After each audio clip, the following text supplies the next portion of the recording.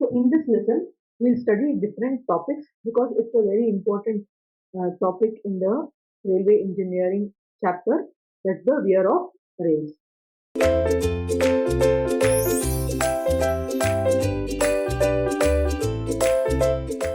So we'll start with understanding what is a wear of rail, what are the classification, how many types of wear of rails will occur, then what are the methods to reduce the wear of rail, then there is some certain allowable limits up to which we can allow the weird rail to be on the track, after which we have to renew.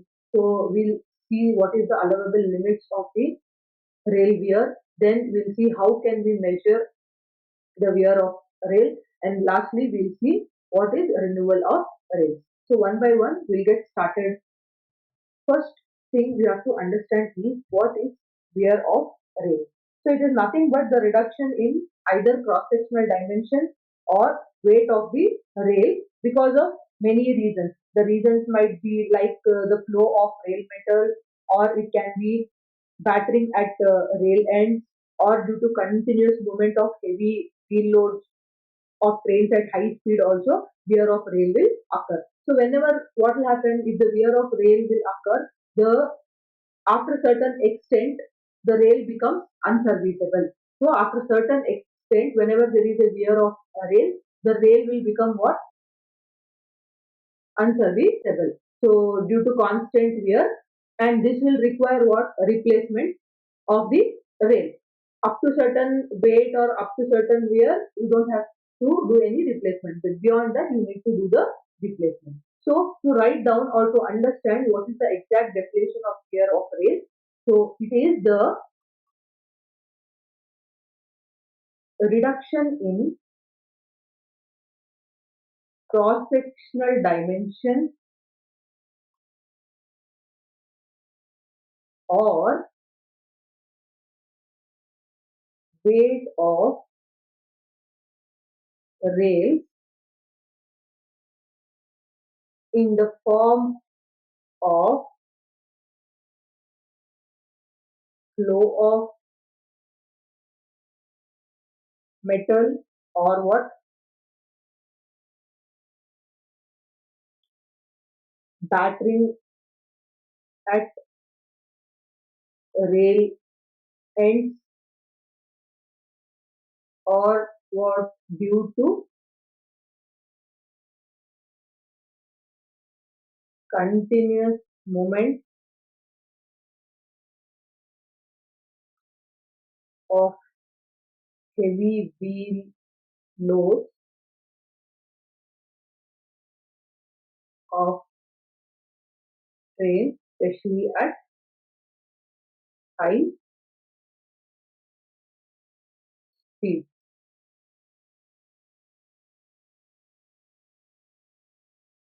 Is known as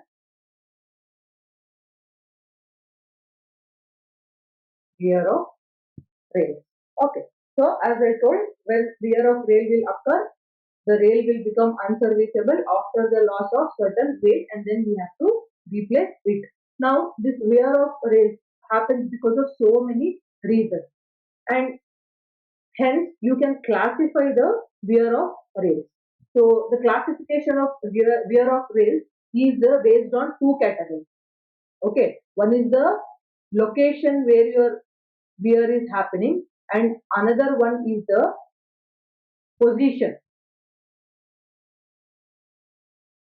One is location where the wear is happening, and the other one is the position where the wear is happening. Okay, so first let us see based on the location of wear. So based on the location of wear is nothing but where exactly at what location of the track your wear is happening. That. So here there are totally some 6 places. So the first one is on sharp curves. Okay, so wherever there is sharp curves in the track, there are a lot of chances that your wear will occur. The second one is on gradients. What do you mean by gradients? Either moving up or moving down. So this is called as your gradient. If you have certain slope with respect to your horizontal, you're moving up or moving down. In those places also, there are chances that your wear will occur. The third one is on approaches to station. So whenever a train is appearing near the station, so at that region, say for example, if this is your track, this is where your railway station is, and your train is approaching from here. So in this region, very near to the station, what will happen when the train is moving? There are a lot of chances that brakes keep on. They'll apply brakes, right? Lot of breaks will keep on happening. So in this particular region where they are approaching the railway station, there the wear will happen very frequently.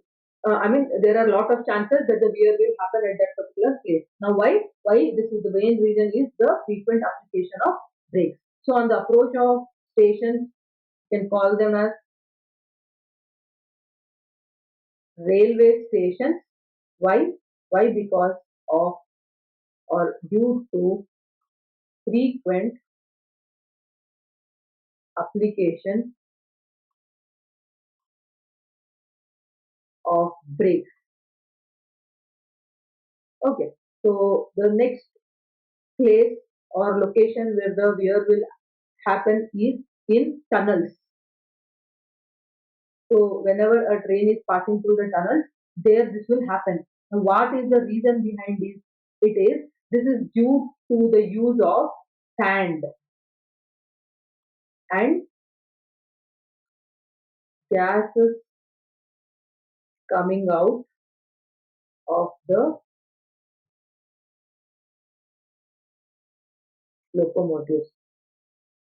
Okay, there are lot of chances that in tunnels there will be lot of sand which can fall from the top of the tunnel onto the rails. Now there will be sand onto the your rail, right? So when the train moves on that particular rail, there is something called sanding happening because of the presence of sand and wet moisture, as well as the gases which are coming out of the train. So that will also cause what wear in rails.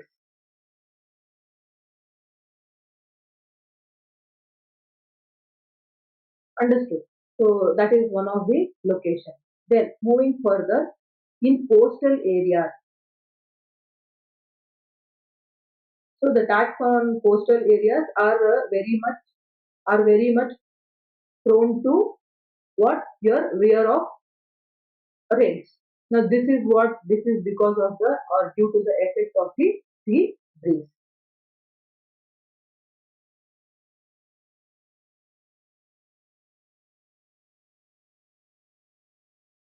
Then the last one is on weak subgrade or formations. So if your subgrade or the formation is very weak, so you know that under your rails you will have sleepers, and under sleepers there will be ballast, and under ballast there will be subgrade and formation. So if your subgrade and formation is very weak, there are many chances that the wear will occur at that particular spaces. Why? Why this happens is due to uneven surface. Some part of the rail will be on one surface and some part of the rail will be on the other surface. So in that case, what will happen whenever a train is moving on this particular type of surfaces, there are chances that wear will happen. So it can be told as uneven surface. Now, why this uneven will surface will cause? This will be caused because of sinking of rails under heavy loads. Okay.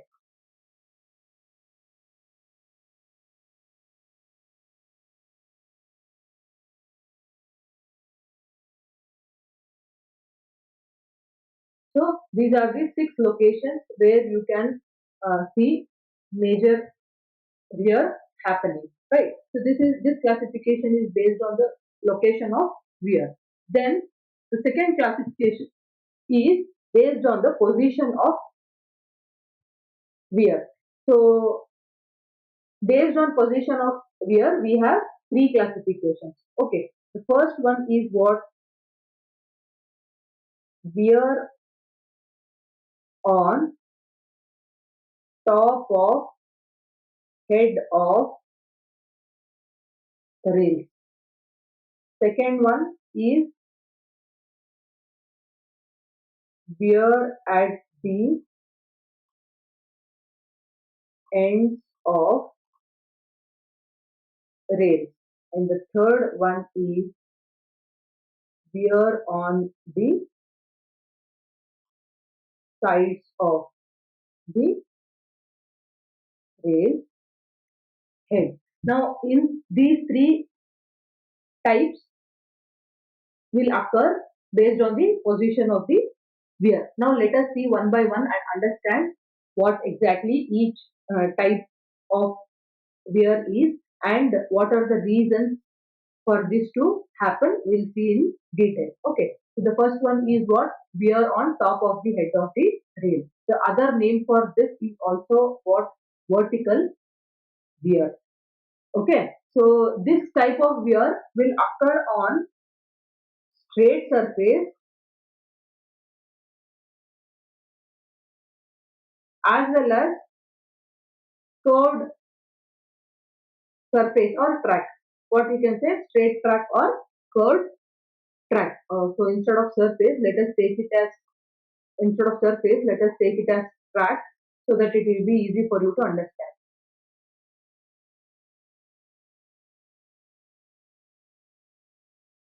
Okay, so if they happen on straight track, the reasons are different, and if they happen on curved track, the reasons are different. So first we'll discuss about straight track, and then we'll discuss about the curved tracks. Right. So we are on the top of head of rails on straight track or tangent. You can also call this as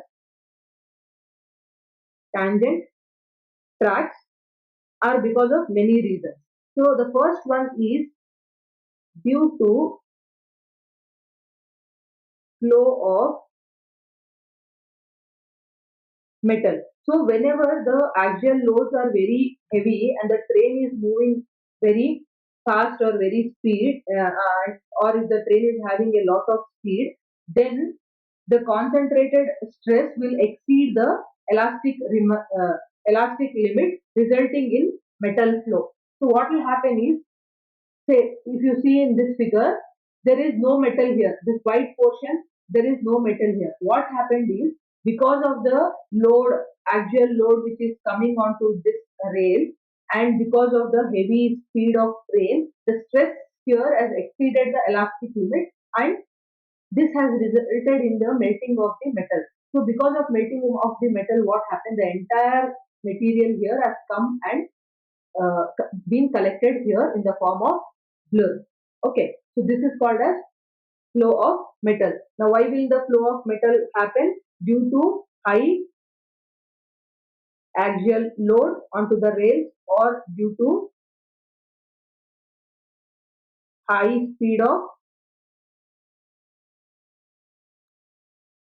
trains, your stress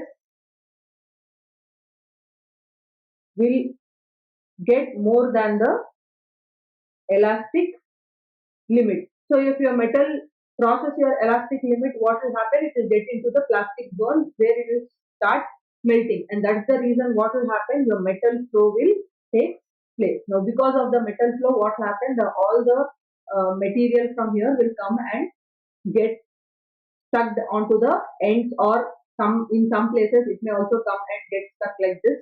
So that is called as the flow of metal.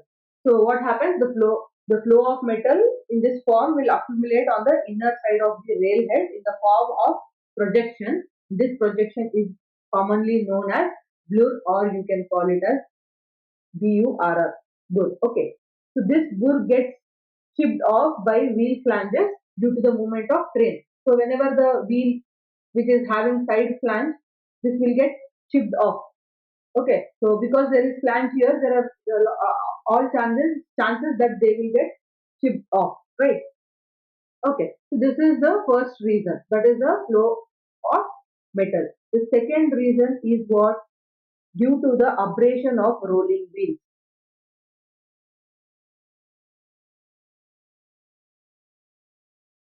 Now, what do you mean by abrasion of rolling wheels? Abrasion of rolling wheels is nothing but the rubbing of wheel along with the top of the rail. That is, see, obviously, when there is movement of wheel happening, there will be lot of rubbing between the wheel and the rail. So that is one of the reasons why wear will happen on the straight tracks. Okay. The third reason is due to constant application of brake. Due to constant application of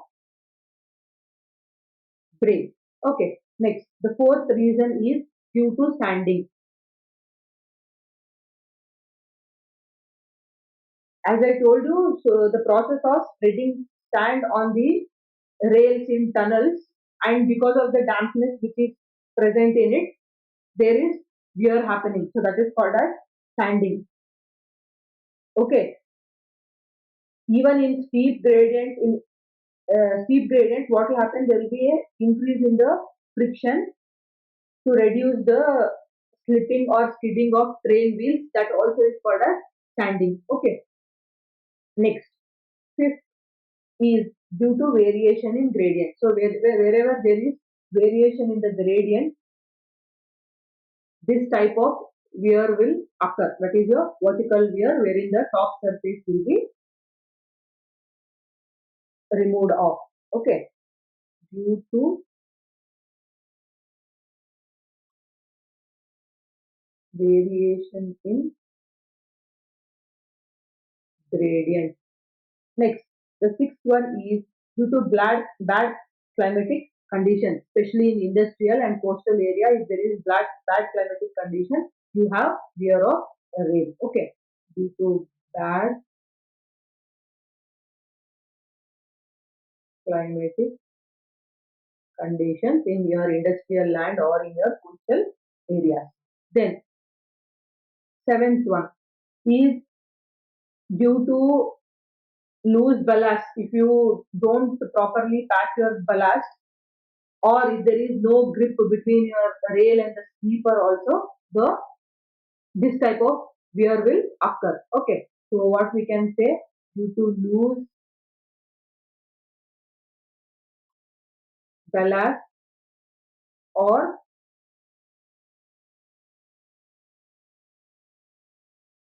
insufficient grip between rail and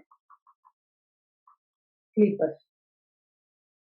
Okay, so this type of real, all because of all these seven reasons, there will be wear on the top head of the rail in the straight or tangent track. Similarly, the reasons are little different when it comes for curved track, which we will discuss further. Okay. Now, if you observe before getting into the next slide, if you observe this, so these are the machines by which you can measure the wear which is happening on the top surface. So initially it will have some height, right?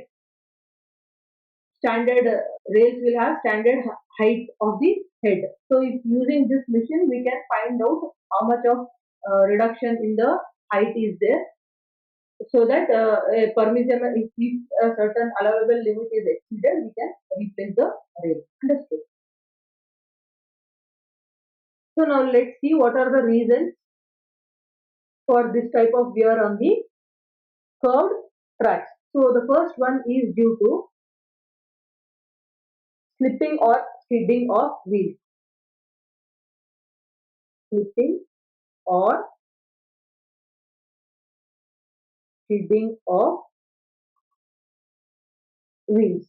So what is meaning of slipping? The revolution of wheels without any linear motion along the track is known as slipping. So what happens in slipping is the movement of wheels circumference is more than the distance traveled along the track.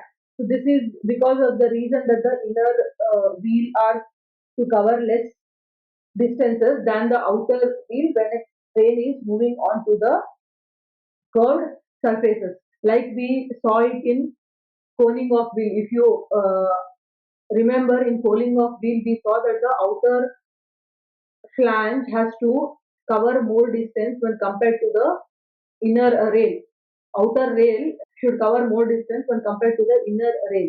Now, because of that, what will happen is the number of revolutions the wheel will make will not be in linear motion, as well as the outer track has to cover more distance when compared to the inner track. And that's the reason the wear of the top head of the rail will happen on the first surface. Okay, the next one is what? Skidding. Skidding is nothing but the linear motion of the train with its wheel locked onto the track. That is called as skidding. What is it? Linear motions of the train with its wheels locked to the track. In this, what will happen is the distance traveled along the track is more than the moment of the wheel circumference. Now, why this reason will happen is also same. The outer wheel has to cover more distance when compared to the inner wheel. Okay. So the only difference between slipping and skidding is what? Here, distance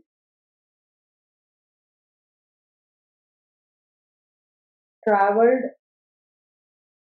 along. If you compare the distance traveled along the track and the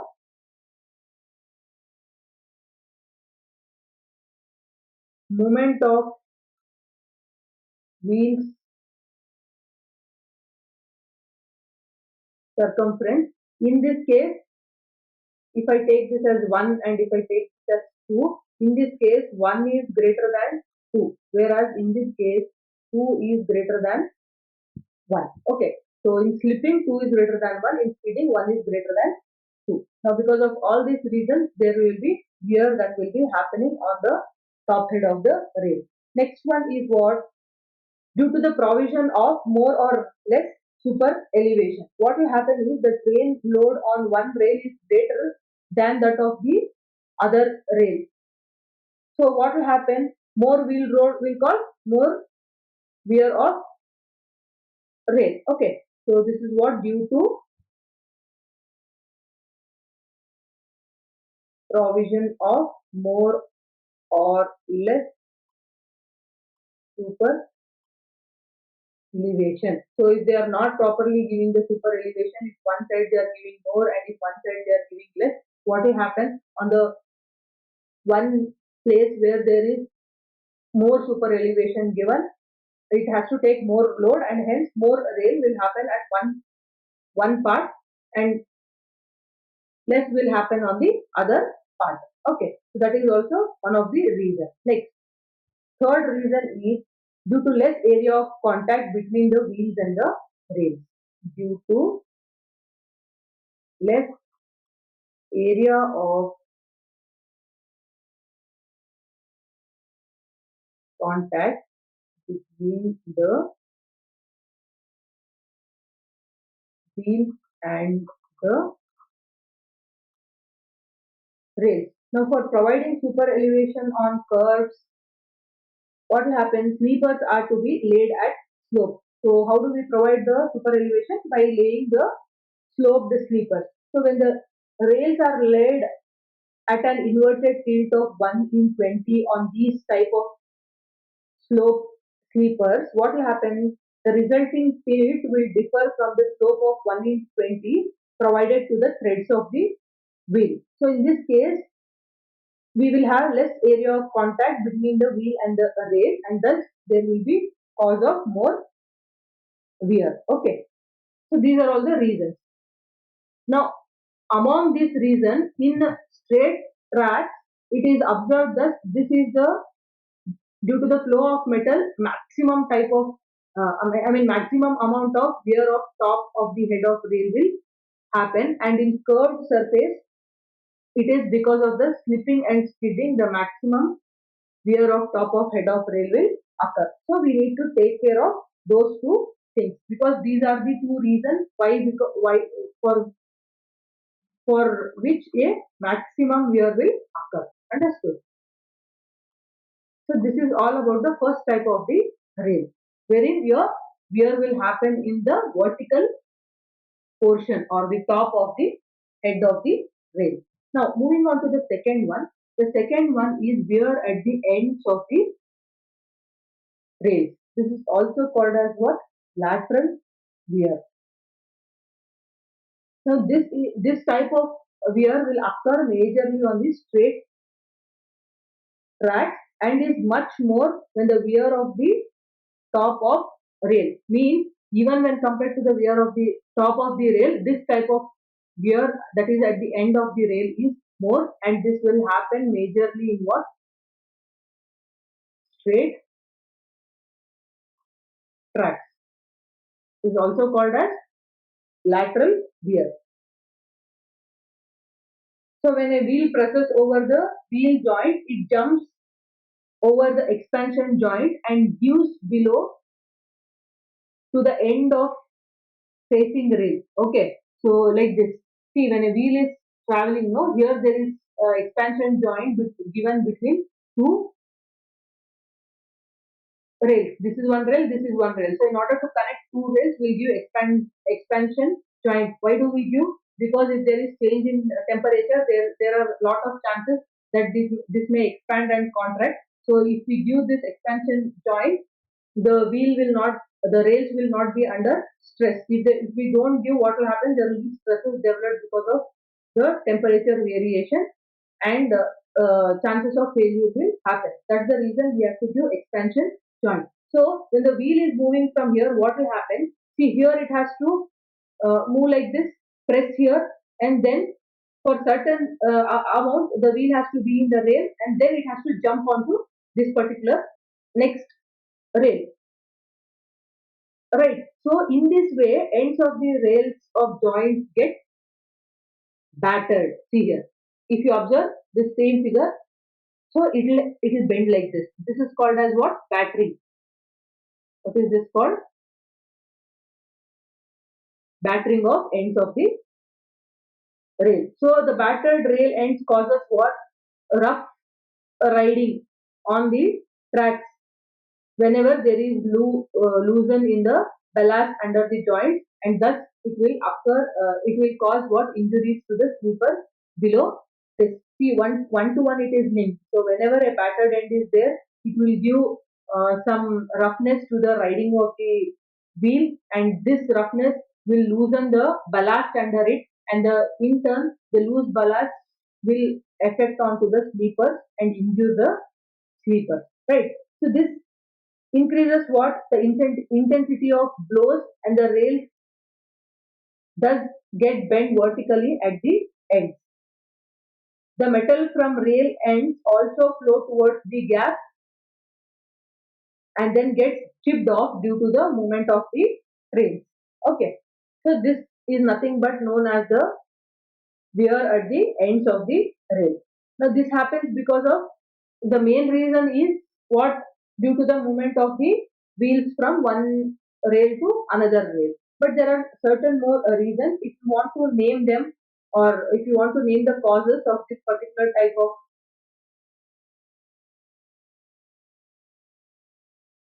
so one by one, let us name the causes. The first one is due to loose fish plates and fish bowls. Second one is due to or large gap at the expansion joint, due to large gap at the expansion joints. Third one is what? Difference in the rail height between the joints. Suppose if we consider this rail, the height is here, and after the expansion joint, there is some difference in the height between the rail joints. Then also this type of wear will happen, the lateral wear. Okay, so due to difference in rails in a rail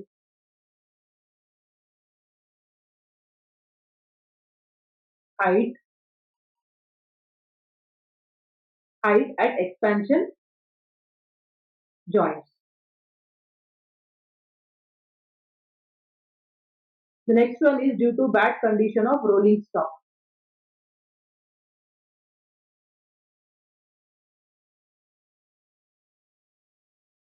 So if the train is not proper, if the train is in very bad condition, then also this type of wear will happen. Okay. Then due to heavy loads being carried by the train than what it is designed for, if we take more load, this also will lead to the lateral wear.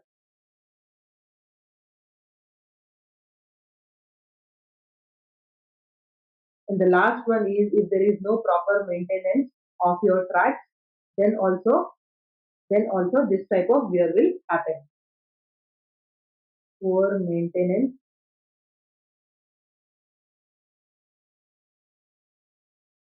of the track track.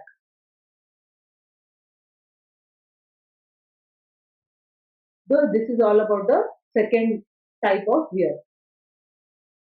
Moving on to the third type, it is the wear on the sides of the rail grid, also called as battering of rail ends. So it's very easy. See, if one of the side of the rail gets changed in the shape like this, this is called as wear on the sides of the rail heads. This is the most destructive type of wear and occurs mainly on the curved track. Okay, so again there are reasons for this. There are three reasons. The first reason is the wear on the inner side of the head of inner rail is mainly due to what? Slipping action of wheel. As I told you, what is slipping action? Slipping action is nothing but if your movement of wheel circumference is greater than the distance traveled along the track, then slipping will happen. This will happen because of the greater distance that has to be traveled by the outer rail when compared to the inner rail. Right. So what will happen? There will be a wear of inner side of inner rail. Now, if a train is traveling like this will be your inner wheel, inner rail, and this will be outer wheel, outer rail. So in this particular rail, the inner side of the rail will get battered. That is, the sides of the rail will get battered like this or removed like this. Is mainly due to slipping action of wheels. So what happened? The wheels move on the outer rail are to travel more distance than that of the wheel moving on the inner rail. But due to rigidity of wheel base, what will happen? They have to travel equal rotation. So thus the wheel moves on the inner rail will slip over and cause wear on the inner side of the head of the inner rail. So that is one of the reasons. The second reason is the outward push of the train under the effect of centrifugal force. So because of centrifugal force, what will happen? The train will have a tendency to push the outer rails outside. Now, because of this, a grinding action of wheel flanges will occur on the inner side of the head of the outer rail. So, on the inner side of the head of the outer rail, the grinding action will happen, and that's what will happen. The sides of the rail will be veered off. So, one is on the inner side of inner rail because of slipping. Then what? Then what? Inner side of outer rail will be veered off.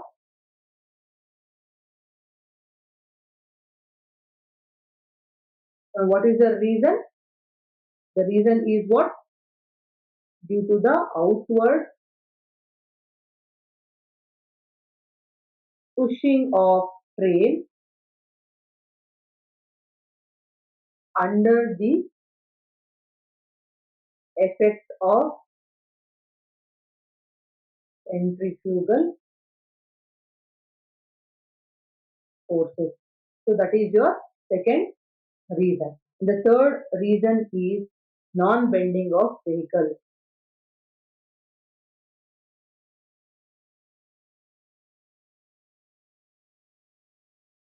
to the sharp of the curvature.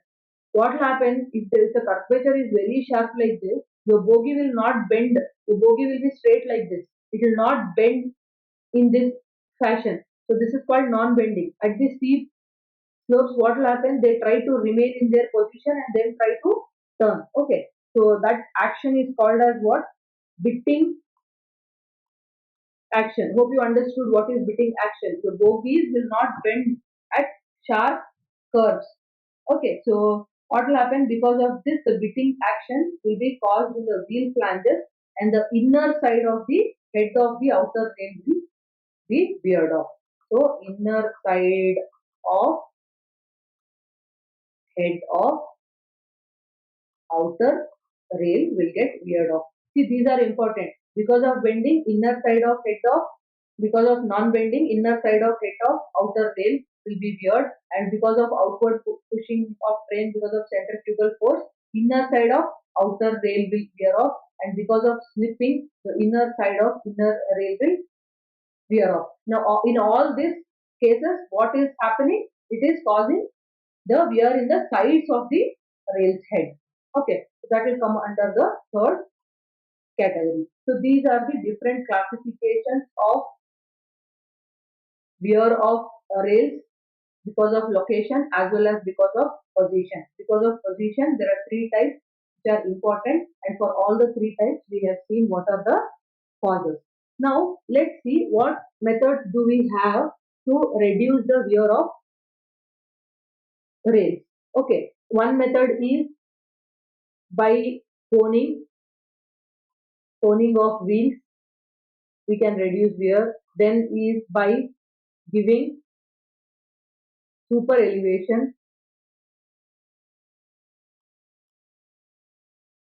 So these are the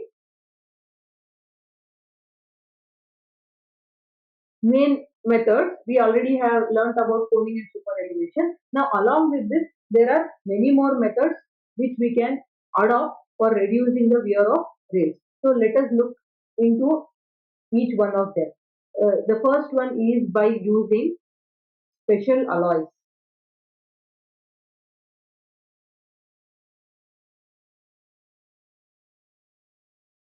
Special alloys for the steel rails. So what will happen because of this? At place where wear is more or considerable, if we use the alloys which have greater strength, then we can reduce the wear. So especially at places like your points and crossings where lot of wear will happen, then approach areas of these railway stations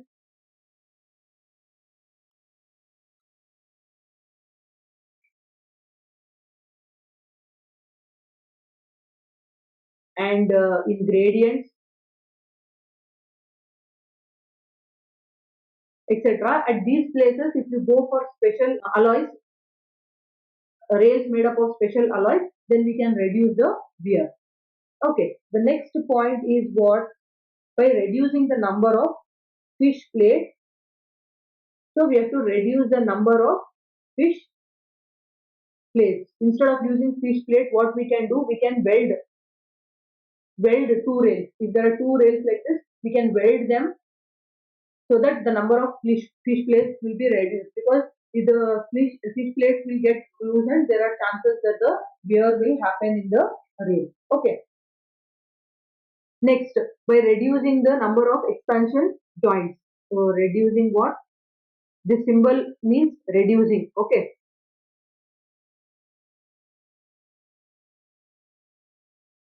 Reducing number of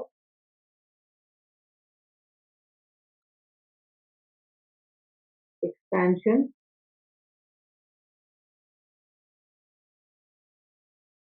joint gaps. So the gaps which we provide in the expansion joint, if they are reduced, what will happen? The train will smoothly glide from one joint to another joint. Okay, so that is one of the measure we can take. Next is by regularly having a maintenance and having a chuck and tightening the fish bolts and checking the packing of the ballast, we can reduce the wear at the ends of the rail. Okay, so by regularly tightening fish plates and packing ballast, we can reduce the wear. Next,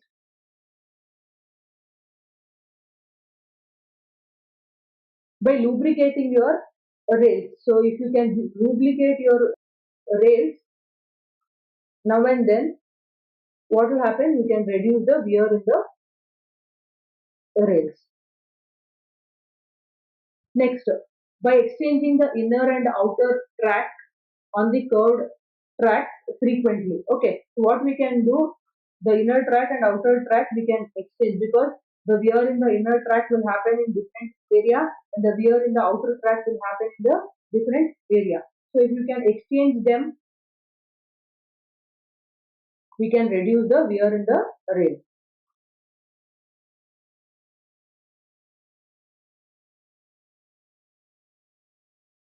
Okay, so the next one is what? By introducing check rails. With the help of check rails. Now what are check rails? On curved tracks, for the inner side of inner rail, we will provide one more rail very near to it, that is called as a check rail. So by introducing your check rail also, what you can do, you can reduce your wear in the rail. And by frequently straightening the battered end. So as I told you, at the end it will get battered like this, correct? So we can straighten it at frequent times. That will also help in the reduction of the wear. Okay.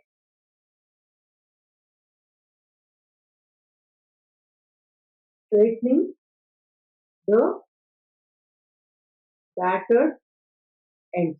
Okay, next, proper maintenance. If we do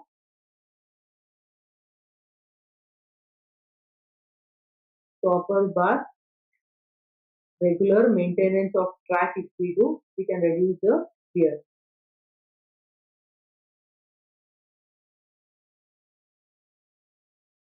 And next one is, last one is by widening the gauge on the curve. So uh,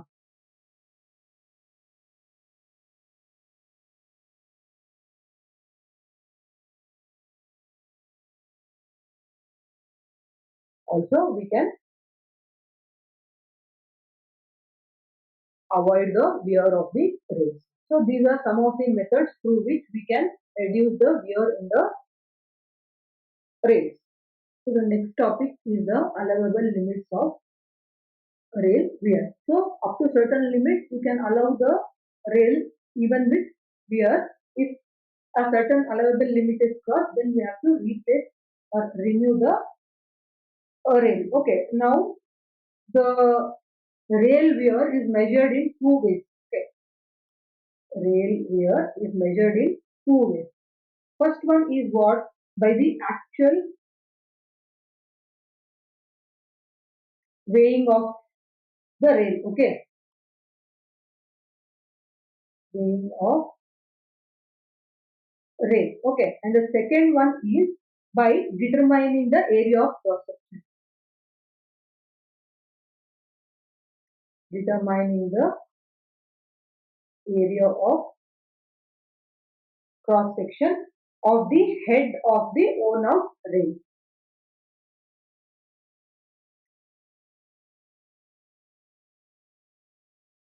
Worn out rail. So already the rail which is under wear. So by measuring the cross sectional area of the head of that particular rail also, we can measure the rail wear.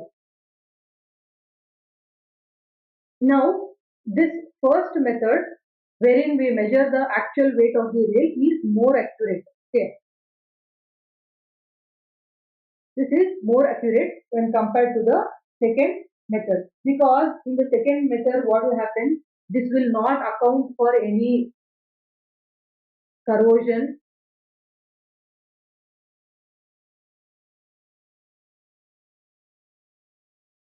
It will not account for corrosion, nor it will account for other portions of the rail,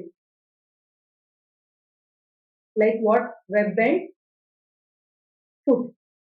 So only head cross section we are measuring here, right? Other portions we are not taking care. As well as we are measuring only the dimension. So the corrosion also is not taken care at this particular, in this particular method. That's why weighing the actual weight of the rail with the weird weight is only the most accurate method. Okay, so in India, the permissible limit for the rail wear is, or prescribed limit, is how much? It is 5% of the original weight of rail. So up to 5% of the original weight of the rail if it goes, then no problem. And the allowable wear, allowable allowable wear is 25% of the section of railhead. Okay, so if we are taking only railhead section, then the allowable weight is 25%. But if we are taking in terms of weight, it is a 5% of original weight of the rail. So these two are the standards or allowable limits of the rail wear. Now, how this wear of the rail is measured? Okay, so again these two methods only. So what will happen? It can be experimentally determined by the actual weighing of the worn out rail, or by drawing an accurate profile of the rail. Okay, so this we have already discussed that either we take accurate weight or we determine the cross section of the only head. Now the same thing. So here is the measuring of wear of the rail. First method is what?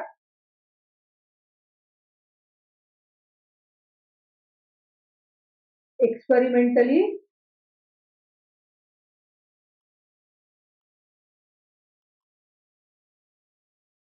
determining the actual weight of rail, or the second method is what?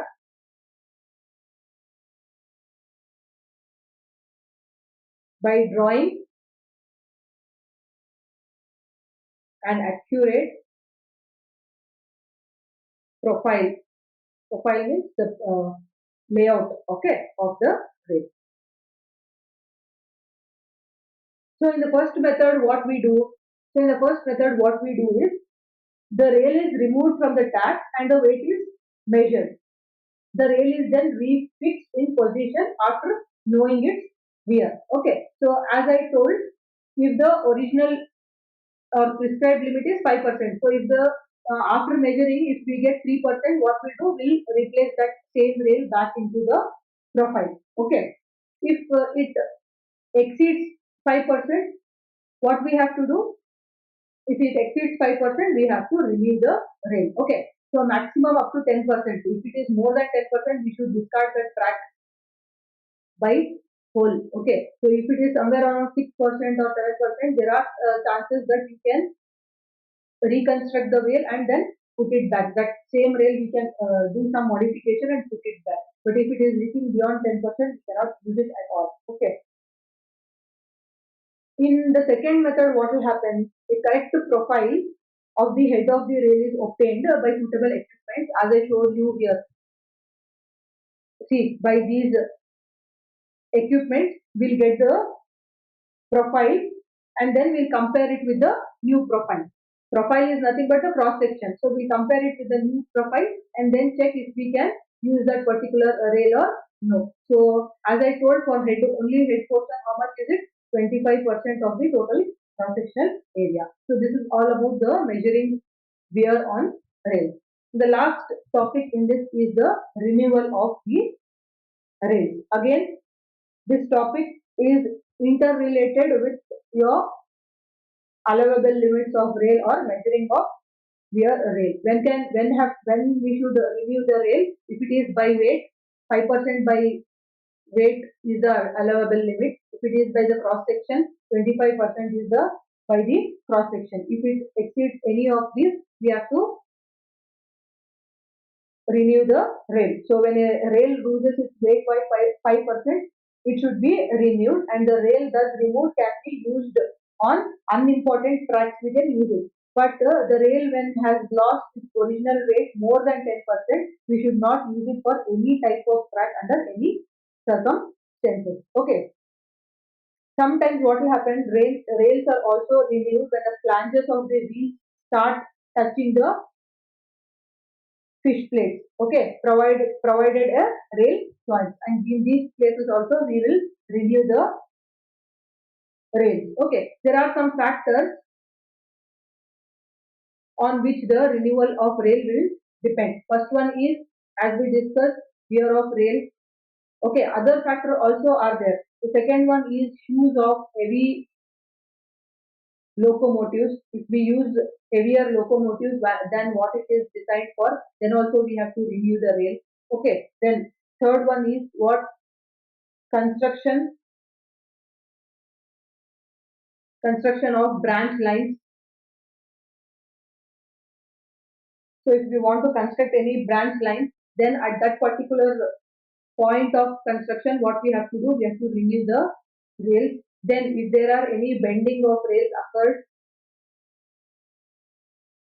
then also we have to go for the renewal of rails. So normally in India, 60 years is the design life of any particular type of rails. Okay, this is in India. But if any of these reasons occur in before 60 years, then we have to go for the renewal of the rail. So this is all about complete concept of the wear of rails, where we studied the definition of wear of rail, classification and methods to reduce the wear of rail. Then we have also seen the allowable limits of rail wear, how to measure the rail wear, and when we have to renew the rail wear, and what are the factors affecting it. Okay, hope all the information is clear to you. Thank you.